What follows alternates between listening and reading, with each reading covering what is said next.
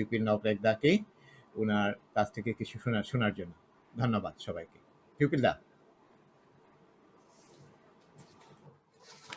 ধন্যবাদ প্রমোদ দাকে।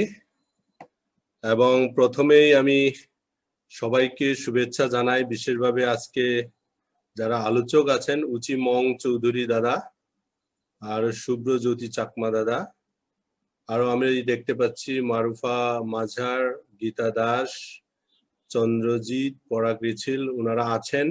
সবাইকে আমি শ্রদ্ধা জানাই, শুভেচ্ছা জানাই। হয়তো আরো কেউ কেউ যুক্ত হবেন। এই ধরনের যে উদ্যোগ নিয়েছেন প্রমোদ দা, এর জন্য ওনাকে অনেক অনেক ধন্যবাদ। আমার কথা যদি কল ড্রপ হয় দাদা আর কি, অথবা যদি কোনো কারণে নেট করে আর কি দাদা। হ্যাঁ, যাই হোক, ধন্যবাদ জানাই।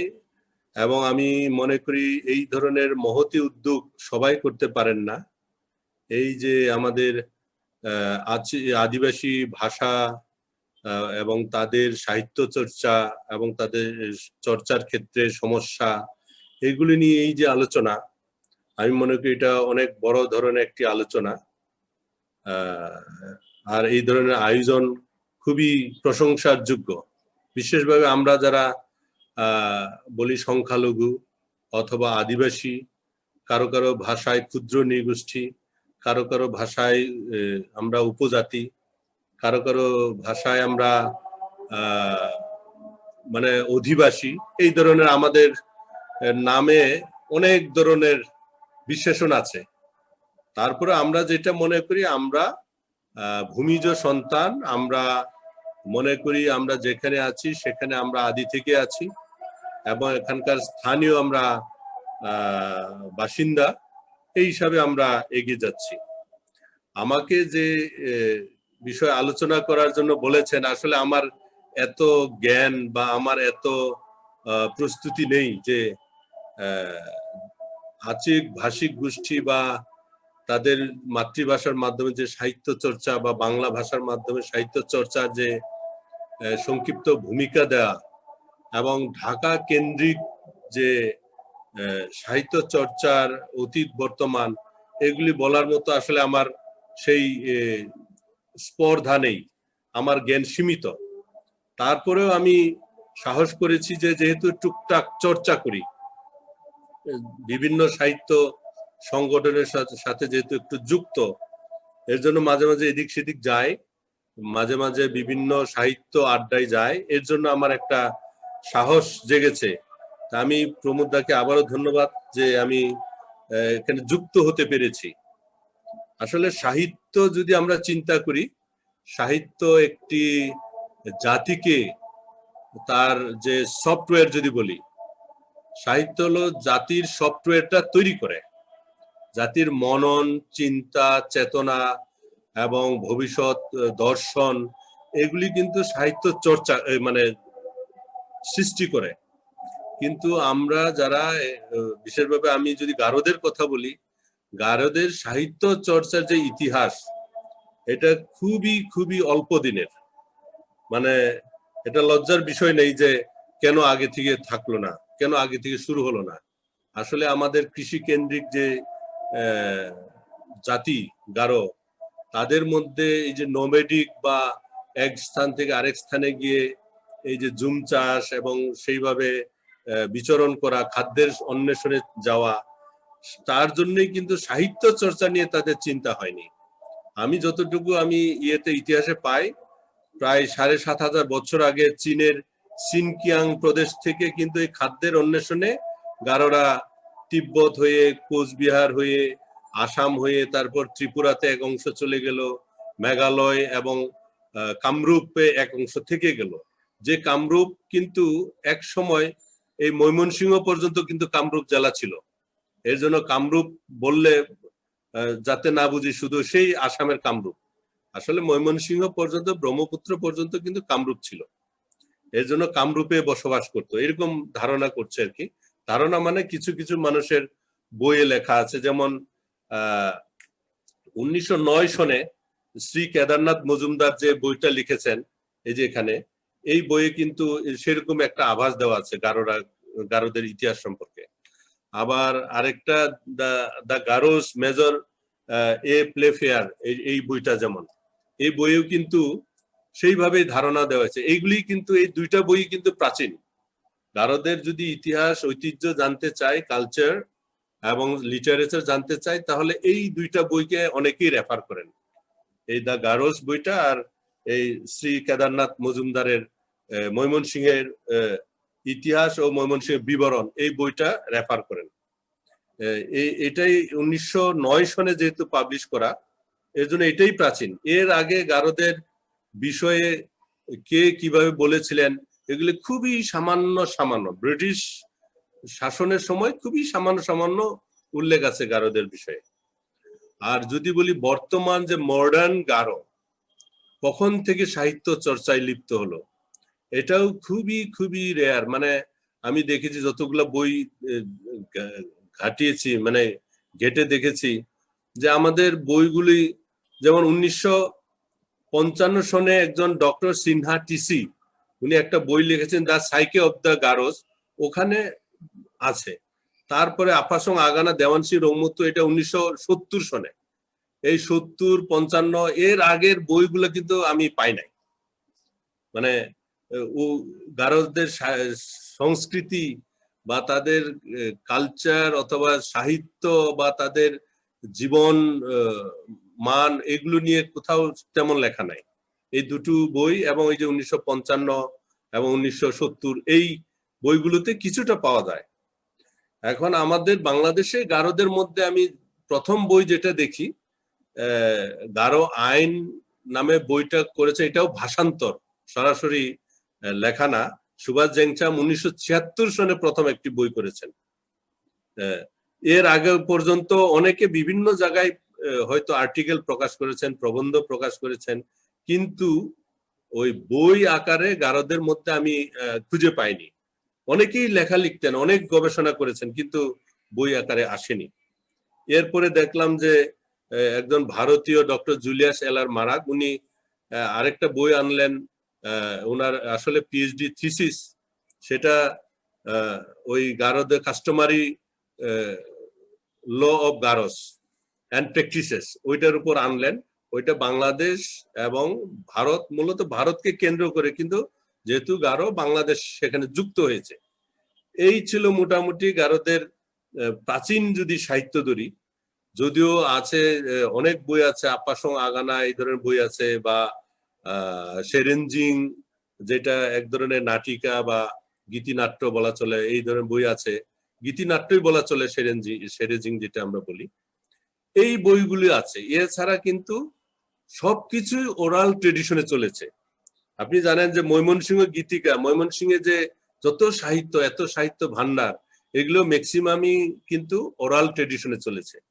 আর গারোদের তো এখনো ওরাল ট্রেডিশন চলছে, মানে লেখনী পর্যায়ে আসতে আমাদের অনেক সময় লাগছে। তারপরেও এই আমি যে বইগুলো দেখছি, আমার কাছে যে বই, কয়েকশো বই কালেকশন আছে গারোদের পাবলিশ করা, মানে হয়তো ওই 1990 সন থেকে বা 88 থেকে এই যে 2021 পর্যন্ত, এই সময়ের মধ্যে কিন্তু গারোদের ম্যাক্সিমাম বই পাবলিশ করা। যারা 1970 সনে লিখেছেন, তারা আর্টিকেল লিখেছেন, প্রবন্ধ লিখেছেন, কিন্তু বই আকারে প্রকাশ করেননি। অনেকেরই, যেমন রেভারেন্ড মনীন্দ্রনাথ মারাক, রেভারেন্ড ক্লেমেন রিচিল এবং সুভাষ জেংচামও অনেক আর্টিকেল লিখেছেন, কিন্তু গ্রন্থ আকারে উনি একটাই আইন বইটা এনেছেন, তাও এটা ওনার নিজস্ব লেখা না, এটা অনুবাদ, ভাষান্তর। কিন্তু ওটাকেই আমরা ওনার বই হিসাবে ছোটকাল থেকে গণ্য করেছি, কিন্তু এখন দেখি যে না, এটা ভাষান্তর, কিন্তু তারপরেও না থাকার চেয়ে কিছু থাকা, এরকম ঘটনা। তবে আমরা যদি দেখি প্রবন্ধ বিষয়ক যে বই বা আত্মজীবনীমূলক, আইন বিষয়ক অথবা ইতিহাসমূলক যে বই, এই বই যদি হিসাব করি, মানে 2000 থেকে 2021 পর্যন্ত প্রায় 40টার মতো মোটামুটি বই প্রকাশিত হয়েছে, যেটা আমার জানা। আমার কাছে 40টাও নেই, কিন্তু আমার কাছে 31টা আছে, কিন্তু 40টার মতো বই অনেকগুলো মোটা বই আছে, আবার ছোট্ট বইও আছে। এরকম প্রবন্ধের বই কিন্তু গারোদের 40টা। এর মধ্যে শুধু 2 কি 3টা যেখানে গারো প্লাস মানে বাংলা প্লাস ওখানে গারো ভাষা দেওয়া আছে, আর বাকিগুলো কিন্তু সব বাংলা ভাষায়, বাংলা অক্ষরে এবং বাংলা ভাষাতে। আমার কাছে 2-একটা বই আছে, এখানে পরাগ রিচেল আছেন, পরাগ রিচেলের যে সাংসারিক মন্দিরাংনি ওয়ান্না, ওখানে দেখি বাংলা এবং গারো এরকম অনেক গারো কাহিনীগুলো বা গারোদের যে মন্ত্র, ওয়ান্নার ওয়ানগালার যে মন্ত্রগুলো, গানগুলো, সে ওখানে রেড়েগুলো অথবা আজিয়াগুলো কিন্তু গারো ভাষায় লেখা হয়েছে। এছাড়া কিন্তু সবাই বাংলা ভাষাতেই চর্চা করেছেন। এটার কেন করেছেন এটা আমরা সবাই জানি।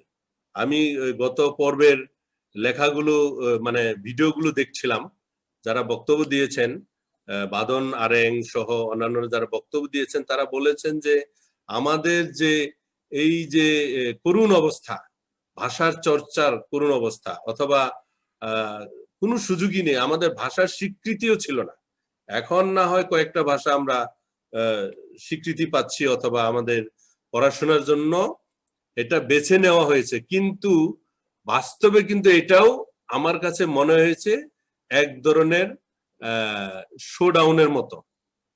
কারণ স্কুলে কিন্তু সেইভাবে এখনো মানে জোরালো ভাবে পড়ানো হয় না বা সেইভাবে জোর দেওয়া হয় না, কারণ শিক্ষকদেরও সেইভাবে গড়ে তোলা হয়নি।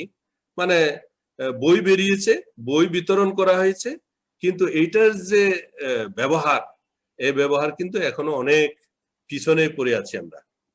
এই প্রবন্ধের ক্ষেত্রে কিছু কিছু প্রবন্ধের ভালো ভালো বই আছে। রেভারেন্ড ক্লেমেন্ট রিচিলের বই, যেটা থকবিরিম প্রকাশ করেছে, এবং আরেকজন উনার কয়েকটা বই প্রকাশিত হয়েছে, রেভারেন্ড ক্লেমেন্ট রিচিলের বই, গারোদের বিবাহ নিয়ে, তারপরে গারোদের নিয়ে অনেকগুলো প্রবন্ধ প্রকাশিত হয়েছে। আবার দেখতে পাচ্ছি যে রেভারেন্ড মনীন্দ্রনাথ মারাক, উনারও বেশ কয়েকটা বই প্রকাশিত হয়েছে ইতিমধ্যে, কিন্তু এই 2 বছরের আগে উনারও একটা বইও প্রকাশিত ছিল না। আশ্চর্যের বিষয় হলো উনি অনেক গবেষণা করেছেন, উনি শত শত প্রবন্ধ লিখেছেন, পত্রিকাতে লিখেছেন এবং বিভিন্ন ম্যাগাজিনে ছাপা হয়েছে, বিভিন্ন জনকে বিতরণ করেছেন। জানিরা যেটা বিরিশিরি ক্ষুদ্র নিগোষ্ঠী একাডেমি থেকে প্রকাশিত, সেখানে ছাপা হয়েছে, কিন্তু নিজস্ব বই কিন্তু ছিল না। এই থকবিরিম মিঠুন রাকসাম প্রথমবারের মতো তার 2টো বই প্রকাশ করেছেন, এই রেভারেন্ড মনীন্দ্রনাথ মারাকের, এবং ক্লেমেন্ট রিচিল নিজে জীবিত অবস্থায় বই করে যেতে পারেননি, সেই বইগুলোও কিন্তু মিঠুন রাকসামই প্রকাশ করেছে থকবিরিমের মধ্য দিয়ে। আর থকবিরিমের তালিকা যদি দেখি, অনেকগুলো বই এই গত 2010 থেকে 2021-এর মধ্যে প্রকাশিত। তার মানে আমাদের আগে বই কোথায় প্রকাশ করে এটাও জানা ছিল না। মানে আমি যখন প্রথম বই প্রকাশ করি 2013-তে, মানে পাবলিশার কোথায় পাবো, কিভাবে বই প্রকাশ করব, মানে এটা মানে জানতে জানতে আমার 6 মাস চলে গেছে। আর তারপরেও আমি পাবলিশারের মাধ্যমে প্রকাশ করতে পারিনি আমার প্রথম বইটা, কারণ ঢাকার দিকে আমার যোগাযোগ কম ছিল তখন। ময়মনসিংহে প্রকাশক সেভাবে নেই, মূলত ঢাকা কেন্দ্রিক। প্রেসে গিয়ে ডাইরেক্ট বই করে ফেলছি, প্রেস তারা বই করে। মানে এই যে আমাদের যে অজ্ঞানতা, এটাও একটা সাহিত্য চর্চার ক্ষেত্রে আমি মনে করি একটা বাধা ছিল। আর অনেকে আবার দেখি যে গারোদের অধিকার নিয়ে কথা বলেছেন। সুভাষ জেনসেনের একটা চমৎকার বই আছে, সেটা হলো গারো সমাজ ও সংস্কৃতি নিয়ে। এটা 2010-এ প্রকাশিত, এরপরে আরো কয়েকবার রিপ্রিন্ট হয়েছে, কিন্তু অসম্ভব সুন্দর। ওখানে গারোদের বিষয়ে জানতে গেলে আপনি যদি ওই বইটা পড়েন, মানে একেবারে গারোদের আপাত মস্তক জানতে পারবেন। গারোদের বিচার ব্যবস্থা থেকে শুরু করে উত্তরাধিকার নিয়ে সবকিছু ওই বইয়ে আছে। তারপরে যদি মনীন্দ্রনাথ মারাকও কিন্তু গারোদের সংস্কৃতি নিয়ে লিখেছেন। এছাড়াও আরো অনেকেই লিখেছেন গারোদের বিষয়ে, বিশেষভাবে ফাদার পিটার এমা, ফাদার রবার্ট আর সুভাষ জেনসাম মিলে একটা বই করেছেন, মূলত গারো অঞ্চলে খ্রিস্ট ধর্মের আগমন এবং অবদান। এই বইটা কিন্তু মোটামুটি বড়, চেহারাটা, বইয়ের চেহারাটা এরকম। এটা 2009-এ প্রকাশিত এবং এখানে গারোদের ইতিহাসও পাওয়া যাবে, তাদের সংগ্রাম পাওয়া যাবে এবং তাদের ধর্মীয় যে পরিবেশ সেটাও পাওয়া যাবে এবং অত্যন্ত চমৎকার আমি মনে করি বইটা। একটা ঐতিহাসিক দলিলের মতোই বইগুলো, কারণ এর আগে কিন্তু সেভাবে লেখা হয়নি। এটা মূলত বিদেশি যে সমস্ত মিশনারি ছিলেন তারা প্রতিনিয়ত মিশনে থেকে থেকে অনেক নোট করে রেখেছেন, সেইগুলো নিয়ে সেখান থেকে নিয়ে তারা এই বইটি করেছেন। এটা গেল মূলত প্রবন্ধ এবং ইতিহাস আইন বিষয়ক। এরপরে যদি যাই গারোদের সাহিত্য চর্চার ক্ষেত্রে যদি আমরা বলি উপন্যাস কিন্তু খুবই কম, নাই বললেই চলে। এই 7-8টা উপন্যাস বই নিয়ে গর্ব করার কিছুই নেই। বড়জোর 10টা উপন্যাস বেরিয়েছে গারোদের লেখা, আর আমি দেখি না। এর মধ্যে যেমন কমল কর্নেলের লেখা দেখি, তারপর কমল কর্নেলেরই অনেক, তারই 8-10টার মতো মনে হচ্ছে। আরো 2-1জন ছোট গল্প লিখছেন, ফিডেল ডি সাংমা। আমার 2টা উপন্যাস আছে, আর কাউকে দেখি না উপন্যাস। কবিতার বই অনেক আছে আমাদের। কবিতার বই যদি হিসাব করি হয়তো শতাধিক কবিতার বই আছে, কাব্যগ্রন্থ আছে গারোদের লেখা এই বিগত 2000 থেকে 2021-এর মধ্যে। এর আগে কিন্তু 1-2টা মাত্র পাবলিশ হয়েছে কাব্যগ্রন্থ, কিন্তু এই 20 বছরে হঠাৎ করে এত বিস্ফোরণ ঘটলো আমিও বুঝি না কেন। এটা কি এই বর্তমান ডিজিটাল যুগের জন্যই, না গারোদের মধ্যে সাহিত্য প্রেমটা বেড়ে গেছে সেটা আমি জানি না, কিন্তু এই 20 বছরের মধ্যেই কিন্তু সাহিত্যটা বেশি চর্চিত হয়েছে আমি মনে করি। এবং অনেকেই মানে গারো, বাংলা এবং গারো এই উভয় ভাষাতেই করেছেন কবিতার বই। আমি দেখেছি লুই সাংমা, তার বইটাও দেখলাম যে গারো এবং বাংলা। মিঠুন রাকসামেটাও দেখেছি এরকম, মতেন্দ্র মানকিনও সেরকম লিখেছেন। মানে এই যে আগে শুধু বাংলায় করা হইতো, এখন কিন্তু গারো বাংলা। এবং আমি নিজেও পরিকল্পনা করছি আমি 3টা ভাষায় করব, গারো, বাংলা, ইংরেজি। মানে একটা কবিতাকে 3টা ভাষায় যাতে করতে পারি। আরো যদি আরো কিছু থাকে, যেমন হাজং ভাষা বা মণিপুরি ভাষা, 2-1জন বন্ধু বান্ধবকে ধরলে মণিপুরি ভাষায় করা যাবে। এরকম যদি আমরা একসঙ্গে করতে পারি, একবারে 4-5টা ভাষায় একটা বিষয়কে আমরা তুলে ধরতে পারবো, এতে কিন্তু কারোর ক্ষতি হবে না, বরং এটা অনেকের জন্যই আমি মনে করি উপকার হবে বা অনেকেই জানতে পারবে।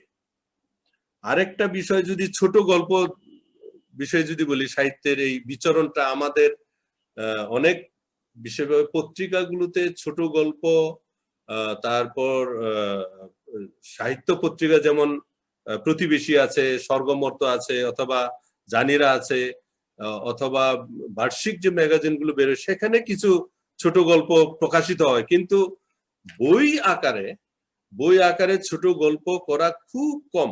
আমি 2টা কি 3টা পেয়েছি, আমার হাতে 2টা বই আছে, ফিদেল ডি সাংমার বই আছে আর আমার একটা আছে, আর কোনো গল্প বই নাই, মানে ছোট গল্পের বই নাই।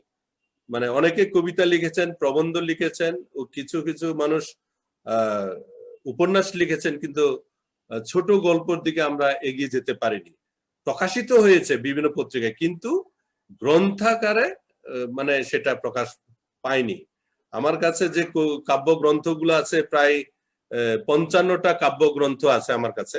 যারা কবিতা লিখেন, বিশেষভাবে আমাদের গারোদের যদি কবিগুরু ধরি, যিনি মানে অনেক দিন, দীর্ঘদিন ধরে কাব্য চর্চা করছেন, উনি হলেন মতেন্দ্র মানকিন। এই পর্যন্ত অনেকগুলো কাব্যগ্রন্থ প্রকাশ করেছেন, কিন্তু উনিও কাব্যগ্রন্থ মূলত এই 2000-এর পর থেকেই প্রকাশ করা শুরু করেছেন। এর আগে প্রতিবেশীতে লিখেছেন, জানিরাতে লিখেছেন, বিভিন্ন পত্রিকায় লিখেছেন, কিন্তু গ্রন্থাকারে উনারও প্রকাশনা ছিল না। উনার অনেক কবিতার বই আছে। সর্বশেষ কয়েকটা কবিতার বই দেখি যে কবিতার ময়ূর নৃত্য বা বলে যে জাত থাংনি জুমাং, মানে নিজের জাতের স্বপ্ন, জুমাং মানে স্বপ্ন। এখন দেখি উনিও উনার কবিতার শিরোনামগুলো, কাব্যগ্রন্থের শিরোনামগুলো গারোদের ভাষা বা গারোদের কালচারের সঙ্গে মিল রেখে রেখে দিচ্ছেন, এবং অনেকেই এগুলো করছেন। এটা একটা মানে অন্য ধরনের ডাইভার্সন আমি মনে করি। আগে তো শুধু প্রেমের কবিতা বা বাংলা সাহিত্যের কবিতার দিকে আমাদের ধাবমান ছিল, কিন্তু এখন দেখছি যে না, নিজস্ব সংস্কৃতিকেও ওখানে জোড়া লাগাচ্ছে। এটা একটা নতুন দিক আমি মনে করি। যেমন একজন মতেন্দ্র মানকিনের কবিতা যদি একটা দেখি, ধূর্ত ছায়া নষ্ট কাল, এটা অনেক আগের, ওনার অনেক আগের বলতে 3 বছর আগের কাব্যগ্রন্থ। আবার আরো আছে ওনার কাব্যগ্রন্থগুলো, মানে প্রায় 8টার উপরে, কিন্তু সবগুলো বলা যাবে না, মানে বলা সম্ভব না আমার পক্ষে। কিন্তু আমি মনে করি গারোদের মধ্যে এখনো উঁচু মানের কবি যদি থাকেন এবং বাংলা একাডেমি পুরস্কার পাওয়ার 21শে পদক পাওয়ার যদি যোগ্য কেউ থাকেন, তাহলে মতেন্দ্র মানকিন। আমি মনে করি, আমি তো প্রতি বছর যারা পায় তাদেরকে দেখি, বাংলা একাডেমির পুরস্কার পাওয়াটাও দেখি এবং 21শে পদকটাও। অনেক কবি যারা পাচ্ছেন তাদের চেয়েও কবি মতেন্দ্র মানকিনের লেখা অনেক উন্নত, কিন্তু সামহাও কবি মতেন্দ্র মানকিন কোনোদিন গণনায় আসেন না। হয়তো ঢাকায় থাকলে উনিও পেয়ে যেতেন, এটা আমার ধারণা। যা হোক, এটা একটা বড় কথা বলে ফেললাম।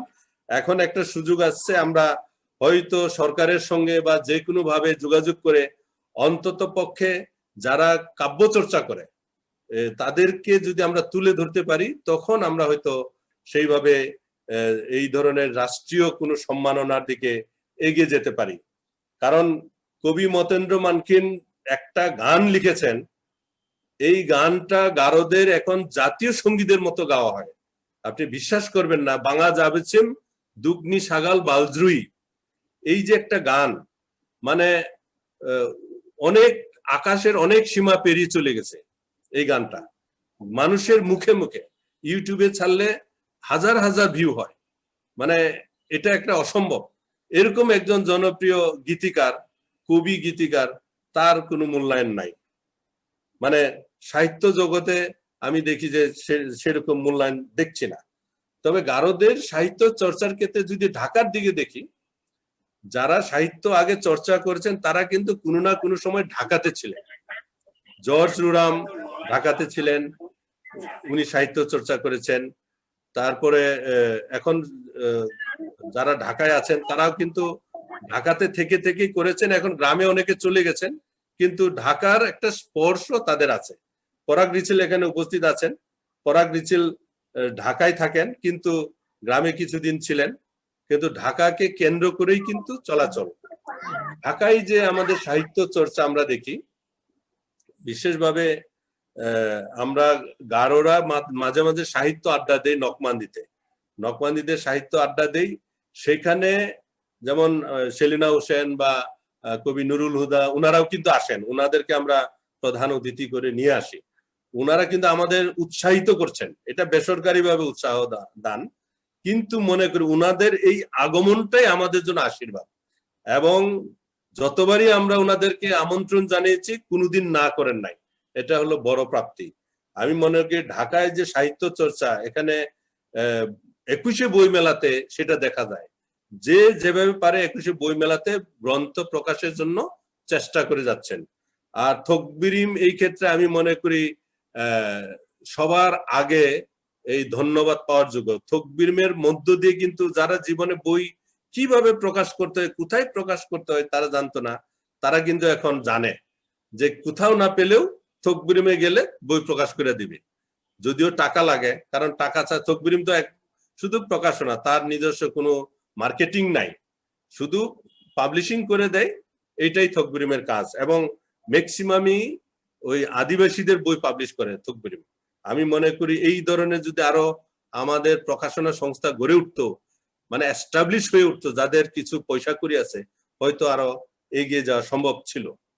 গারোদের সাহিত্য চর্চার ক্ষেত্রে যাদের অবদান, মানে যে সমস্ত পত্রিকা অবদান, আমি বলছি সাপ্তাহিক প্রতিবেশী, বিশেষভাবে যারা ক্যাথলিক খ্রিস্টান, তাদের ঘরে ঘরে এই সাপ্তাহিক প্রতিবেশী পত্রিকাটা চলে যায়, ওই যার জন্য অনেকেই ওখানে কবিতা গল্প লিখেন, গারোরাও লিখেন, বাঙালিরাও লিখেন, ত্রিপুরারাও লিখেন, মানে যারা যারা আছেন, এবং মুসলিমরাও লিখে, ওখানে মুসলিমরাও লিখেন, তাদেরটা ছাপা হয়। এর জন্য যারা গারো মানে সাহিত্য চর্চা করে অনেকেরই হাতে খড়ি কিন্তু এই সাপ্তাহিক প্রতিবেশী, যেটা 1900 বলা চলে 52 সনে প্রতিষ্ঠা লাভ করেছে, এবং এর জন্মস্থান কিন্তু ময়মনসিংহের রানীক্ষঙে। মানে আমরা গর্ব করতে পারি সাপ্তাহিক প্রতিবেশী এখন যেটা অনেক বড় একটা প্রতিষ্ঠান, এটার জন্ম কিন্তু ময়মনসিংহের রানীক্ষঙে। সেখানে রানীক্ষং চিঠি নামে ছিল এটাকে আস্তে আস্তে কালে ভদ্রে বড় করতে করতে এখন একটা পত্রিকা এবং অনেক কিছু আছে এটার পাশাপাশি, এটা কমিউনিকেশন সেন্টার হয়ে গেছে। এবং আমি ওইটার সঙ্গে যুক্ত আছি, যে সম্পাদকীয় বোর্ড, সেখানে আমি একজন সদস্য আছি। এই হলো আমাদের ঢাকা পর্যায়ে কিছু সাহিত্য চর্চা। ঢাকাতে আমাদের কিছু কিছু সাহিত্য সংগঠন আছে, যেমন জাতীয় কবিতা পরিষদ, তারপরে গাংচিল সাহিত্য পরিষদ, বাংলাদেশ খ্রিস্টান লেখক পরিষদ, এই ধরনের সাহিত্য বা বাংলাদেশ লেখক পরিষদ, এই সমস্ত সাহিত্য সংগঠনে কিন্তু আমরা যুক্ত হচ্ছি। যুক্ত হওয়াতে কি হচ্ছে, তাদের সাহিত্য এবং উপাদান এবং তাদের সংস্কৃতি এবং আমাদের নিজস্ব সাহিত্য সংস্কৃতি, সেটা যেমন আমরা প্রকাশ করতে পারছি, তারাও জানতে পাচ্ছেন, তাদেরটাও আমরা জানতে পারছি। এটা হলো আমাদের জন্য একটা প্লাস পয়েন্ট। আমি মনে হয় অনেক লম্বা করে ফেলছি প্রমোদদা, তবে আমি আর বেশি বাড়াবো না। আপনি এগিয়ে যান, অসুবিধা নেই। ইউ মে গো, মানে আচ্ছা, থ্যাংক ইউ। গারোদের কিছু বার্ষিক পত্রিকা বের হয়, যেমন যেটা বলি যে গারো স্টুডেন্ট ইউনিয়ন, তারা সালনাম বের করে, বাংলাদেশ গারো ছাত্র সংগঠন কুপান্তে বের করে, আবার ঢাকায় ওয়ানগালা কমিটি আছে, 3টা ওয়ানগালা হয়, তারাও প্রত্যেকেই একটা করে ম্যাগাজিন বের করে। আবার ব্রিংনি বিবাল, আচিক বিবাল, সালমুখাং, সুমসাকবা, এরকম নামে অনেক পত্রিকা আছে। মানে আমি কেন বুঝি, আমার কাছে ওই লেখার জন্য আসে, অথবা কিছু ওই এখানে শুভেচ্ছা বাণী নেওয়ার জন্য আসে, শুভেচ্ছা বাণী। এর জন্য আমি বুঝি যে এখানে অনেকগুলো পত্রিকা আছে, ওখানেও কিন্তু লেখার মধ্য দিয়ে হোক বা না হোক চেষ্টা করে যাচ্ছে। এবং আশ্চর্যের বিষয় হলো, আমি মনে করি প্রত্যেক গারো ছেলে মেয়েই মনে হয় কবি, কারণ প্রত্যেকে কিছু না কিছু হইলেও একবার না হইলেও কবিতা লিখেছে, এটা আমি দেখতেছি। এটা একটা আশাব্যঞ্জক। আরেকটা বিষয় আমরা যেটা দেখছি যে নকমান্দি একটা গারোদের প্রতিষ্ঠান আছে। এই নকমান্দির কিন্তু আগে একটা নকমান্দিনী চিঠি নামে পত্রিকা বের হতো, এটা কিন্তু টোটালি গারো ভাষায় বের হতো, প্রকাশ করা হতো, প্রতি মাসে প্রকাশ করা হতো। যদিও বর্তমানে নকমান্দি ওই পত্রিকা আর প্রকাশিত হচ্ছে না, যদি আমরা চেষ্টা করতেছি যাতে প্রকাশ করা যায়, কিন্তু নানান সমস্যার কারণে প্রকাশ করতে পারছি না। তবে আশা করছি আমরা মানে ভবিষ্যতে এটা প্রকাশ করতে পারবো। তবে জানিরা যেটা, অথবা বিরিশিরি কালচারাল একাডেমি ইদানিং আমি কয়েকটা অনুষ্ঠানে অ্যাটেন্ড করলাম, তাদের এই জুমের মাধ্যমে যে অনুষ্ঠানগুলো, সাহিত্য নিয়ে যে সাহিত্য চর্চা নিয়ে যে অনুষ্ঠানগুলো হলো, 2টা অনুষ্ঠানে আমি অ্যাটেন্ড করলাম। এই ধরনের উদ্যোগ আগেও ছিল, কিন্তু আমি খবর পাইনি। কিন্তু এই অনলাইন বা ভার্চুয়াল যে যোগাযোগ, এটা আমার কাছে খুব ভালো লেগেছে, যে অনেকেই যুক্ত হতে পেরেছে। এবং মনে করি আদিবাসীদের এই সাহিত্য যদি এইভাবে চর্চা করা না হয়, তাহলে তো ওই দিন আপনাদের ওই আগের যে অনুষ্ঠান সেশন ছিল, সেখানে অনেকেই হতাশা ব্যক্ত করেছেন যে অনেক ভাষা, বাদন আরেং যেটা বলেছেন যে 8ম ধাপে চলে গেছে, কোন ভাষা 7ম ধাপে আছে, মানে আর এক ধাপেই বিলীন হয়ে যাবে, এই অবস্থায় আছে। এই অবস্থা যদি চলতে থাকে, তাহলে আমরা 8ম ধাপ পার হয়ে 9ম, যেটা শেষ 0, সেখানে হয়তো চলে যাব। আমি এখনো মনে করি আমাদের সাহিত্য চর্চার ক্ষেত্রে নিজস্ব ভাষা যদি ব্যবহার করতে না পারি, যতক্ষণ পর্যন্ত আমরা নিজস্ব ভাষা ব্যবহার করতে না পারবো, ততক্ষণ পর্যন্ত আমাদের এই ভাষাকে আমরা না সাহিত্যকে আমরা ধরে রাখতে পারবো না। আপনারা সবাই জানেন, আমাদের যে মাইকেল মধুসূদন দত্ত, উনি ইংরেজি সাহিত্যের অগাধ অধিকারী ছিলেন, কিন্তু সাহিত্য চর্চা করে সেখানে কিন্তু তেমন টিকতে পারেননি। সর্বশেষ উনি যখন মাতৃভাষার মাধ্যমে চর্চা করলেন সেখানেই কিন্তু উনি টিকে গেলেন এবং সেখানেই উনার স্বীকৃতি, সেখানেই উনার সেই প্রতিষ্ঠা লাভ। আমাদের কিন্তু তদ্রুপ, আমরা যতই চর্চা করি না কেন, আমি প্রায় 14টা বই প্রকাশ করে ফেলছি, কিন্তু এটার মানে ভবিষ্যৎ কি? কারণ ওখানে আমি আমার নিজস্ব সংস্কৃতি সম্পর্কে 3টা বই আমি বলতে পেরেছি, আর বাকিগুলোতে বলতে পারিনি। কারণ আমার বইয়ের যে পাঠকও থাকতে হবে। পাঠক যেহেতু আমরা নিজস্ব ভাষার পাঠক পাচ্ছি না, কারণ বাংলা ভাষায় সব লেখা, এই জন্য অনেকে বলে অন্যগুলা আরো ভালো, হুমায়ুন আহমেদের লেখা আমরা পড়ি, অমুকের লেখা পড়ি, এরকম অনেক বড় বড় রেফার করে। যদি আমরা নিজস্ব ভাষায় লিখতাম তখন হয়তো আমাদের লোকজন বলে আরে এটা নিজের ভাষায় লেখা, এটা পড়ি। এই ধরনের পরিবেশ আমরা সৃষ্টি করতে পারি না এখনো। তা আমি আর বাড়াবো না, আমি শুধু সমস্যার কথা এইভাবে বলবো, যদি রাষ্ট্রীয় কোনো পৃষ্ঠপোষক যদি আমরা না পাই, রাষ্ট্রীয়ভাবে যদি আমাদের এই সাহিত্য চর্চাকে যদি সহায়তা না করা হয় বা সেই ধরনের পরিবেশ সৃষ্টি করা না হয়, তাহলে কিন্তু ভাষা, নিজস্ব ভাষা যেমন হারিয়ে যাবে, আর এই গারো এবং আমাদের অন্যান্য আদিবাসী যে সমস্ত আছেন তাদের ভাষাও কিন্তু এক সময় আমরা দেখবো যে থাকবে, ভাষা থাকবে কিন্তু লিপি থাকবে না। কারণ লিপি যদি ব্যবহার না হয়, ব্যবহার করার স্কোপ যদি না থাকে, তাহলে ভাষা থাকবে, লিপি থাকবে না।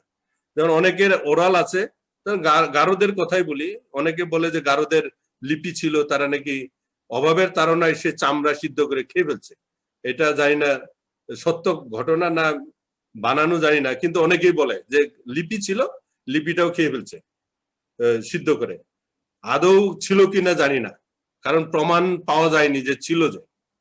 তবে এইটুকু জানি যে অনেকে সৃষ্টি করার চেষ্টা করেছেন, আবিষ্কার করার চেষ্টা করেছেন, কিন্তু সেটা প্রতিষ্ঠা লাভ করেনি, কারণ কেউই ব্যবহার করেনি। বরং আমরা যে এখন বাংলায় হোক অথবা রোমান অক্ষরে হোক যেভাবে ব্যবহার করি, এখন রোমান অক্ষরেই স্বীকৃতি পাওয়া গেছে, কিন্তু অনেকে আবার রোমান অক্ষরের চেয়ে বাংলায়ও লিখেন, কারণ বাংলা ভাষাভাষীদের জন্য বোঝাতে বাংলায় লিখলে সহজ হয়, সেরকম মনে করেন। তো এইভাবে হলো গারোদের সাহিত্য চর্চা কলে বরে টিকে আছে, জানি না কি হবে। তবে আমার এত আশাব্যঞ্জক যে 2000 থেকে এই 2021-এর মধ্যে শতাধিক বই মানে প্রকাশিত হয়েছে, যেটা গত এই হাজার হাজার বছরে কিছু হয় না। এতে আমি আশাবাদী আগামী 50 বছরে 100 বছরে হয়তো গারোদের মাঝে এই ধরনের সাহিত্য চর্চা এবং সাহিত্য জ্ঞান অর্জনের জন্য হয়তো আরো আগ্রহ সৃষ্টি হবে। তা আমি ধন্যবাদ দিতে চাই বিশেষ করে যারা শুনছেন। আমি আসলে অগুছালো ভাবে বলেছি, আমি আমার দৈন্যতা আগেই স্বীকার করি। তারপর আমি মনে করি আমরা যদি এইভাবে আলোচনা করে আরো আয়োজন করে বারবার চর্চা করি, সবাই কিন্তু আরো সমৃদ্ধ করতে পারবো। যেমন আমি চাকমা সম্পর্কে জানতে পারবো, চাকমাদের বিষয়ে অনেক বই পড়েছি, কিন্তু পড়লে আসলে এক ধরনের জানা, আর কথা বললে শুনলে আরেক ধরনের জানা। বা মণিপুরি বা হাজং বা কোচ বা ওই যে মারমা, ত্রিপুরা, সবার সম্পর্কে আমরা জানতে পারবো। এজন্য প্রমোদ দাকে আবারও ধন্যবাদ এবং স্যালুট জানাই। আগামীতে এই ধরনের আয়োজন করেন, যদি সুযোগ থাকে অংশগ্রহণ করব, এবং আমরা নিজেরা নিজেদের সাহিত্যকে বাঁচিয়ে রাখবো। আমি একটা কথা বারবার বলি সব জায়গায়, নিজের ঢোল এখন নিজেই পিটাবো। যেমন গারোদের দামা অনেক লম্বা, আপনারা তো দামা দেখেছেন, কাঠের একটা খন্ড অনেক লম্বা। এই কাঠের খন্ড দামা গারোরা ছাড়া কিন্তু অন্যরা বাজাইতে পারে না। অন্যরা বাজাইতে হয়তো বাজাইলে ঢোল ছিঁড়ে ফেলবে অথবা ফেলে দিয়ে ভেঙে ফেলবে, বরং গারোরা বাজাইলে কিন্তু গারোরা দামাকে এত পবিত্র মনে করে, দামা ধরার আগে আগে সালাম করে নেয়, কারণ এটা পবিত্র জিনিস বলে। এই জন্য মনে করি নিজের ঢোল এখন নিজেকেই পিটাইতে হবে। নিজের সাহিত্য, নিজের ভাষা, এটা নিজেকেই এখন চর্চা করতে হবে। কারোর মানে দয়ার উপর থাকলে মনে আর হবে না, এটা আমার ধারণা, এবং সেইভাবে আমরা এগিয়ে যেতে পারি। সবাইকে আবারও ধন্যবাদ, বিশেষ করে যারা যারা আমার কথাগুলো শুনেছেন। জানি না আমার কথাগুলো আপনাদের কিছু মানে সহায়তা করতে পারলো কিনা, কিন্তু আমি মনে করি যে আমাদের এইভাবেই ভবিষ্যতেও আয়োজন করা দরকার। সবাইকে ধন্যবাদ জানিয়ে আমার এই আলোচনা আমি এখানেই শেষ করছি। অনেক সময় নিলাম, দুঃখিত। অনেক অনেক ধন্যবাদ দাদা।